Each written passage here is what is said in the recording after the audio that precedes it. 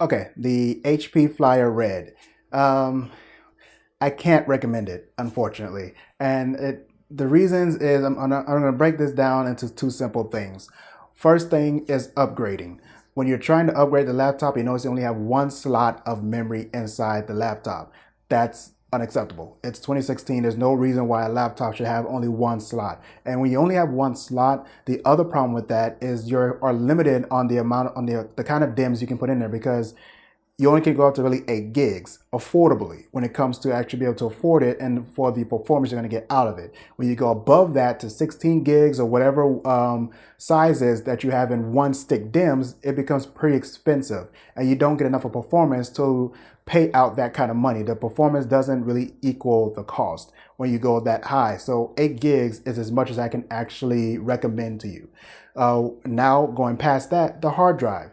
This laptop, unknown to me when I was doing the review, and I was saying, so the only thing you really need to do, swap out the 5400 RPM for an SSD. Yeah, I can't really say that anymore because the laptop only has 0 to 1 technology in it. Yeah, one. So when I actually put an SSD into the hard drive, which is a pain in the ass, by the way. You have to actually remove the keyboard and all kind of stuff just to get to the hard drive. When I actually did do all that, it pegged out at the 150 megabit limit for 0 to 1. Not cool to see when you went through all that work to replace the hard drive and you really don't get nothing out of it. So, well, you do get the reliability of the fact that it's an SSD. There's no moving parts, so the laptop can take a few more bumps and what have that, and you can't you don't have to worry about the actual data, but still, no. So with just those in mind, this laptop is already a no-go. Now, the other thing, which some of you might be a little bit more caring about, is this. You don't have Bluetooth, at least I didn't see that in the specs. No Bluetooth.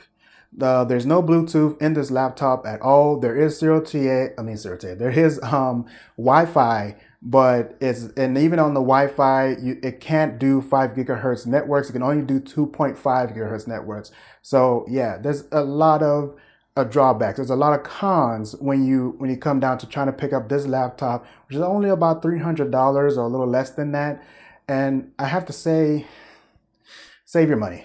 You're gonna get a little frustrated with how slow the laptop is, and I have to say that I don't blame you. It's gonna be kind of frustrating. If you're trying to game on it though, it's still gonna be kind of frustrating because it doesn't put out enough graphic power to really have an enjoyable gaming experience. You're gonna have to turn your settings down in order to get anything out of it and be able to at least play the game decently. So yeah, not too much good I can really say about it besides what I said in the review about it being a nice vast screen and a full keyboard. Those things are still positive. The looks of it is still positive, but the insides and how it runs and it performs, no.